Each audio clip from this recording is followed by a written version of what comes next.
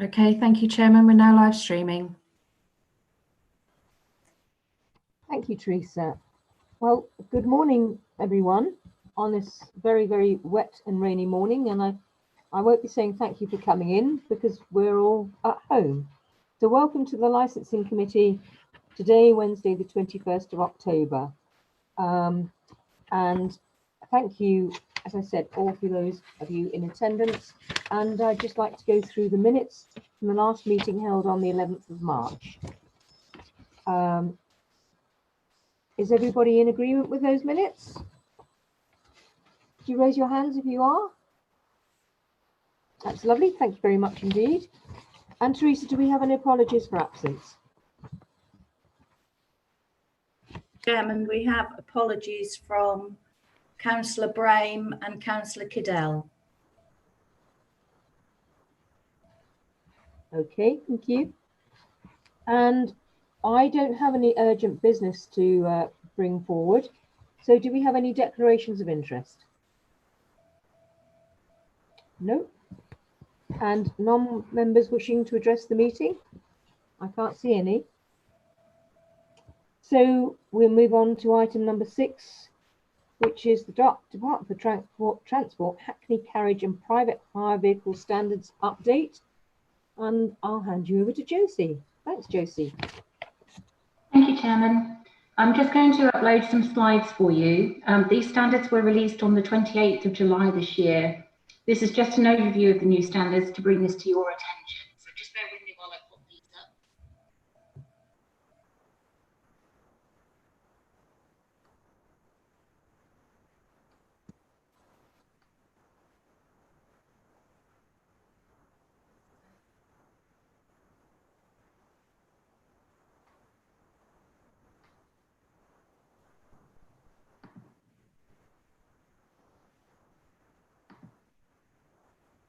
Right, have they come up? Yeah, I'm back. Are the slides with you? Yes, they are. Yeah. Okay, lovely. Right, okay, sorry, thank you. So just as an introduction, the DFT have done this nationally because there is evidence to support the view that taxis and private hire vehicles are a high-risk environment. There have been links between the trade and child sexual abuse and exploitation in some areas. While the focus of the statutory taxi and private hire vehicle standards is on protecting children and vulnerable adults, all passengers will benefit from the recommendations within it. There is consensus that common core minimum standards are required to better regulate the taxi and private hire sector. These new standards will replace relevant sections of the best practice guidance issued by the DFT, which was last issued in 2010. The safety of the public is paramount, and this is what the DFT is looking to improve with national standards. We consider this to be a high-level priority for the team. The Department for Transport has said that we must have consideration of the statutory taxi and private hire vehicle standards they've set out. The past failings of licensing regimes must never be repeated. The DFT has carefully considered the measures contained in the standards and recommends that these should be put into practice and administered appropriately to mitigate the risk posed to the public. Licensing authorities must have regard to the standards, and having regard is more than having a cursory glance at the document before arriving at a preconceived conclusion. The standards must be considered rigorously and with an open mind. And the DFT have also stated that we must publicise how we have come to our decisions in recommendation of those standards. Taxi and private hire licensing procedures are policy.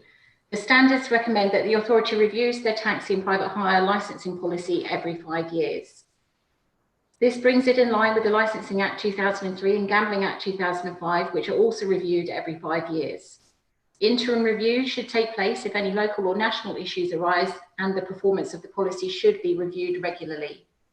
Any actions from the new standards should be implemented within 6 months. That's by the end of January 2021. As you're aware, we last reviewed the entire policy back in 2006-2007, and there have been a few amendments along the way, so it is due. Drivers. What's important within this document? The standards recommend the following. Drivers must be fit and proper. There's still no definition given, but it is recommended that when considering if an applicant is fit and proper, you ask this question. Without prejudice and based on the information before you, would you allow a person for whom you care, regardless of their condition, to travel alone in a vehicle driven by this person at any time of day or night? But now this is slightly different to what the Institute of Licensing were recommending, which was that a person must be safe and suitable. But I think it's a good question to ask when the committee is considering whether to license somebody or not. How do we achieve this? Well, the DFT have made some recommendations on how we ensure that somebody is fit and proper. They've asked for enhanced DBS checks with both barred lists being checked, and that's working with adults and children. We do currently do that, so we're meeting that one already. Drivers should be required to evidence continuous registration with the DBS update service online, and with the individual's consent, enable the licensing authority to routinely check for new information. Now, this is going to be new for our drivers because currently some have signed up to the update service, but it's not a condition of their license. So that potentially will be something new. And what they are saying is that they would like us to check that DBS online. So once we've received permission from the individual, we can go on and check that. They're recommending every 6 months. The DFT have made recommendations on the assessment of previous criminal convictions and rehabilitation periods. That's a separate document as part of their recommendations, and that is likely to become our convictions policy. Safeguarding awareness training to include county lines exploitation training. We currently do this, but we do need to update it. And language proficiency, written and oral, is recommended. We don't currently do that, so that's something we're going to look at. And there's a requirement on licence holders, or will be, to notify the licensing authority within 48 hours of certain types of offence, charge or caution. That's new. The majority of ours are within 72 hours. So it's not just drivers who will be affected. Private hire operators will be too. It will be the duty of the private hire operator under data protection legislation to protect the information that they record. Vehicle proprietors and operators are required to have basic disclosure from the DBS and to check this annually. This would not be applicable to licensed drivers, that's licensed by us, because they are already done to enhanced level through the DBS. Private hire operators and vehicle proprietors may apply as a company or partnership. In that case, each director or partner should be subject to the fit and proper test, and any change in directors or partners would be required to be notified to the licensing authority. Private hire operators will have to demonstrate that all staff that they have all of their staff that have contact with the public and or oversee the dispatching of vehicles do not pose a risk to the public. The suggestion from the DFT is that a register of all staff and details of what checks they have undertaken are kept, and that a basic disclosure should be the minimum requirement of those staff. Private hire operators will need to provide their own policy on this and on employing ex-offenders, if that's applicable, to us, the licensing authority. Booking information for each booking should be kept securely and retained for 6 months as a minimum. Guidelines on what information on how it must be kept securely should form part of their policy. Training decision makers. This is member training and licensing officer training. It will be important to ensure that all decision makers understand the implications of their decisions. All individuals that determine whether a license is issued or not should be required to undertake sufficient training. As a minimum, training for a member of a licensing committee should include licensing procedures, natural justice, understanding the risks of child sexual abuse and exploitation, which is CSAE, disability and equality awareness, and the making of difficult and potentially controversial decisions. All training should be formally recorded by the licensing authority and the record signed off by the committee member. There are some other areas to consider within the standards. Those are that all licensing authorities should have a robust system for receiving and recording complaints with monitoring of trends and appropriate action taken. That's something we're looking at the moment. We may be able to get a web form for complaints, which would make things a lot easier and come directly into the licensing team. Consideration of blanket requirement for CCTV in vehicles should include proportionality and justification. So if the committee was minded to consider a requirement for CCTV in all vehicles, we would need to look at that closely to make sure it's proportionate to cases that we've had where it may have been required or may have been helpful or may be helpful in the future. And the last one is joint authorisation of enforcement officers. So where the need arises, we must consider jointly authorising enforcement officers from neighbouring authorities so that compliance and enforcement action can be taken against licensees from outside each other's areas, basically. So if our drivers go into another area, the local enforcement officers in that area can take action, and likewise, if their vehicles come into our area, we can take action. In considering this, we think that would also include the airports too, so Stansted and Heathrow and Gatwick. So that's again something we'll be looking at within this new, these new standards. What's next? Well, we have to review the areas covered in the new DFT standards and come back to the committee with a proposal for amending specific areas of the current procedures and policy. And then, of course, we will need to consult with the trade and public on those changes because they could have ramifications for the trade. There may be costs associated and that type of thing. So we will need to consider that. I'm just going to stop the share. That's Are there any questions on that DFT? I know it's a lot to take in one go, but it's just an overview at the moment. We'll be coming back with a more comprehensive list of what changes need to be made and what those recommendations are, hopefully to a committee at the beginning of next year.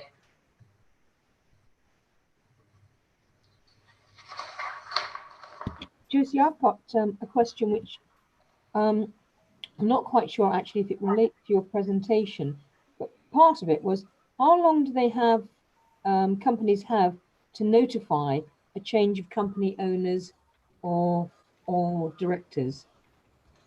There's currently nothing within our current policy that says that they have to notify us. So we wouldn't find out until the renewal. And on operators, that used to be 3 years, it's now 5 years. So it's a 5-year license for operators. So are you content with that? No, which is why the DFT guidelines will be, they'll be good for us to review our current policy. We need to get things updated.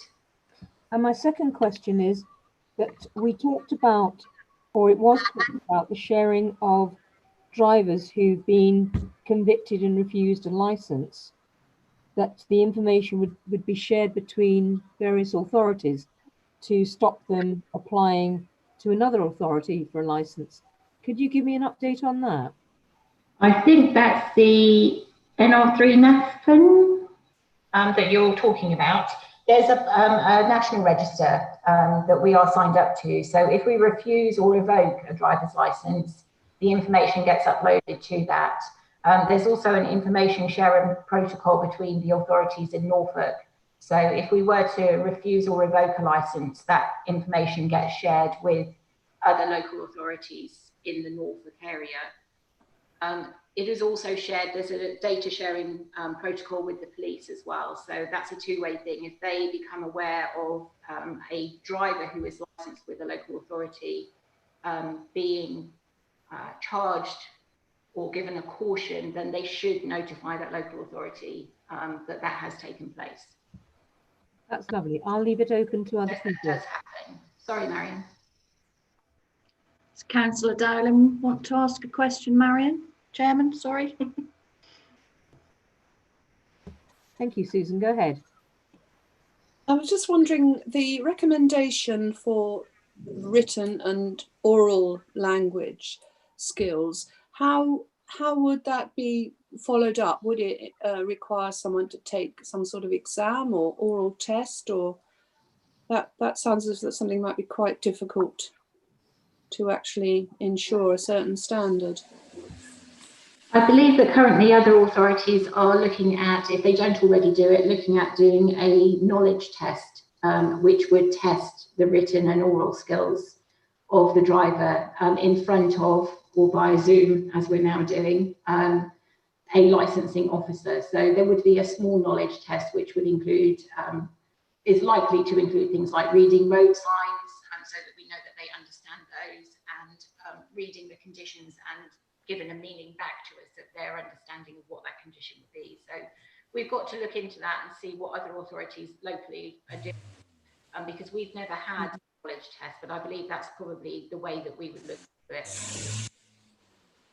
So would we then issue some certificate or something like that to say this person reached the required language skills? Or? I think it would just be a part of the application process, but as I say, we haven't looked into it yet because this just landed in July. We haven't had a chance to go in depth into it yet. But yeah, I think it would have to be something that they would pass as part of the application process, just as they have to get a basic, an enhanced disclosure, a medical certificate, that type of thing. This would be part of the application process. Okay, thank you.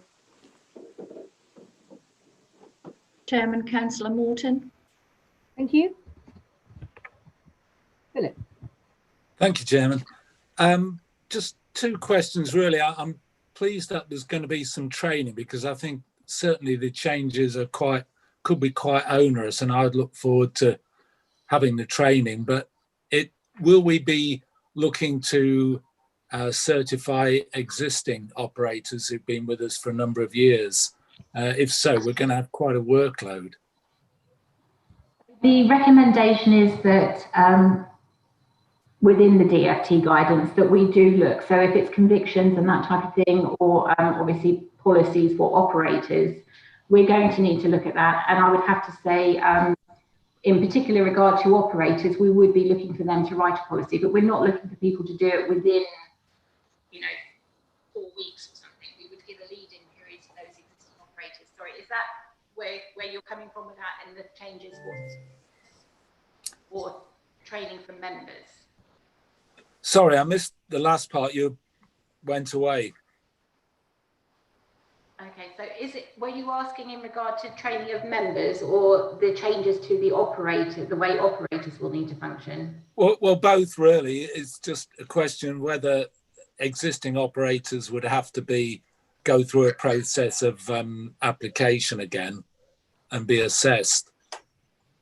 So with operators, I think we might be at cross purposes. We have drivers, and then we have operators or private hire companies. So the recommendation from the DFT for drivers is that we go back and review any convictions against the convictions policy that they have added as an annex to these standards.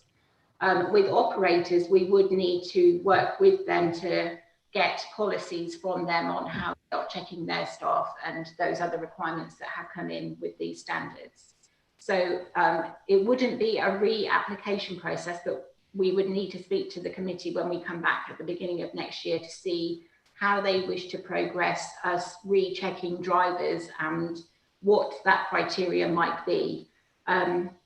I'd like to think that the majority, if not all, of the drivers that are currently licensed would meet these new DFT guidelines. There have been very few exceptions to the policy. We have quite a robust policy on convictions currently. So hopefully we're in a situation where we would meet all of those. Okay. Thank you, Josie. Josie, you mentioned that come January there'll be a number of conditions and changes to be considered. So will these be ready to come to the committee then? I would certainly hope so. I'm going to be working on those between now and Christmas. I have every intention of bringing those to you at the beginning of next year. It just depends if anything else lands on our plate from government. As you know, the changes that have been happening throughout the COVID period have been very quick and have usually landed without much notice. So a lot is going to depend on that, but hand on heart, I'm trying very, very hard to get those to you at the beginning of the year, because this is important. This is the safety of the public, and we do consider it high priority. Well, that'll stop you from going Christmas shopping, Josie. Well, if nobody else has got any questions, then we'll move on. Is everybody content? Good. Madam Chairman, so can I just ask, would you like, for, especially for Councillor Brindle's benefit, would you like the slides to be sent round to the licensing committee members after the meeting? Well, yeah, I was going to ask that at the end, Julie. Oh, sorry. No, not at all. No, that's smashing. Because I'd find it very helpful to have the slides as well. Yes, Okay. please. That would be good. Thank you. Well, we'll move on to item number 7 then, which is the general update on licensing matters. And back to Josie's screen again. That was going to be me, but I think Sarah is going to do an update for you, if that's okay, Sarah, on the taxi side. Oh, lovely, Sarah. Thank you. I can't hear you. You're on mute. Sorry, apologies. Thank you, Chair. The update is twofold. So I'll do the specific taxi update for this committee, and then the generic update for the Committee of the Licensing Authority, if that's okay. So in terms of a taxi update, a small number of licenses have been surrendered and a few operators have reduced number of vehicles, but we are still getting applications for drivers and vehicles, which is good. We have approximately 15 vehicles with screens that have been installed from front, between the front and the back, and guidance has been given to them, and also guidance is on our website. We've had one notification of a couple who are licensed drivers having to self-isolate due to COVID. All procedures followed with track and trace and self-isolation, and the school, it was a school contract only, so Norfolk County Council have been informed. And that's it specifically for a taxi update. If anybody has any questions, either I or Josie can answer them.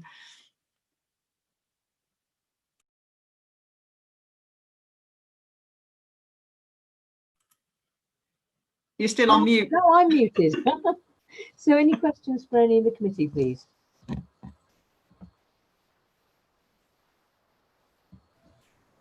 No hands up, Chairman. No, everybody's content. Well, I was wondering when to, because obviously we're moving on to the onto COLA in a minute, but for those of us that are here, I'd like to firstly congratulate Josie on her very well-deserved promotion to team leader. I think we were all very pleased with that.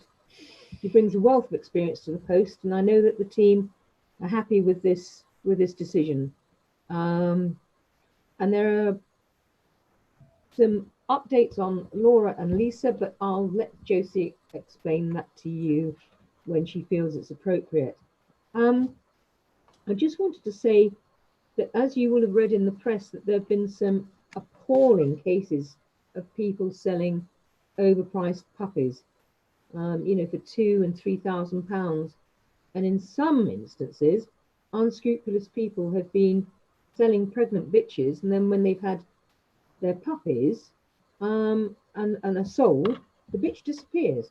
And sadly, I know of one case here in my ward. But much of this takes place on Gumtree or Facebook, and I've noticed some myself in Breckland. And this takes a great deal of officer time looking through all these to see what's going on to protect Breckland and these creatures. And that's one of the reasons that we are looking to appoint a specific animal welfare officer, part-time, to look at all our animal license connections, from breeders, pet shops, etc., etc. And they will have hopefully enforcement experience, so that Breckland will send out a firm message to unscrupulous animal owners that we will maintain the highest welfare standards. I'd also like to thank Sarah Shipley, our shared public protection manager, for keeping me so well informed and up to date, and especially to Rory Ringer, who I've been a constant nuisance to.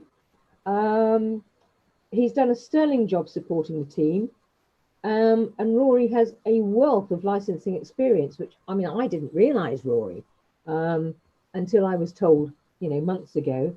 So thank you very much to both of you for steering us through a difficult time. And lastly,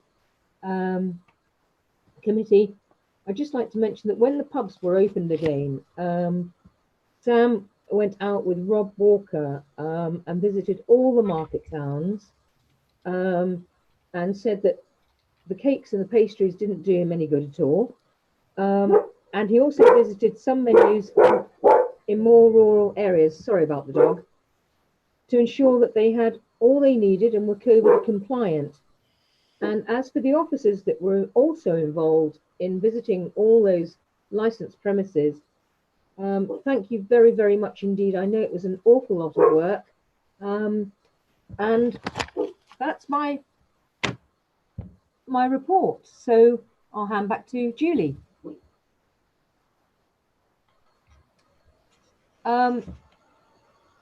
The next meeting, sorry, to make the arrangements for the next meeting on Wednesday, the 27th of January, 2021. Sorry, Chairman, Rory had his hand up.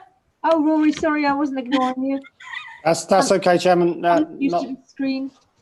Not a problem. I was just going to, you mentioned the part-time animal welfare officer, the 2.5 days a week.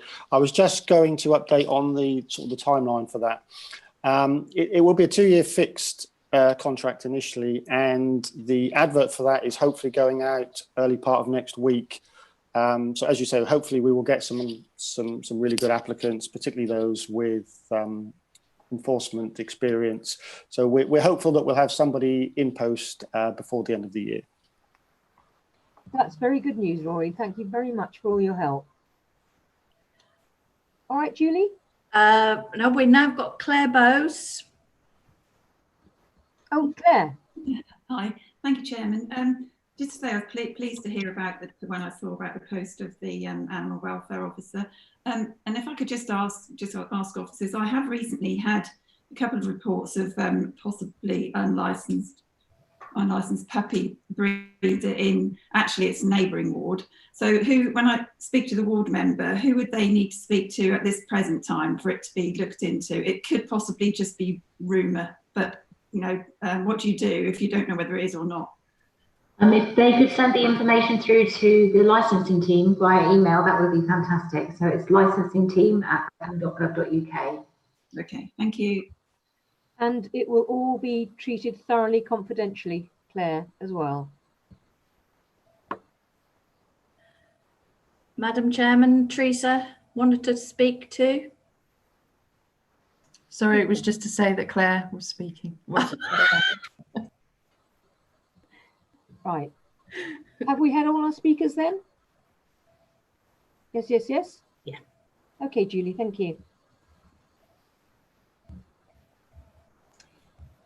So, yes, to note the arrangements for the next meeting on Wednesday, the 27th of January, 2021. Well, let's hope it's better than 2020.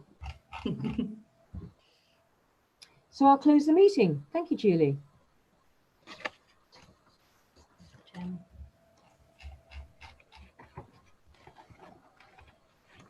Have I done that right?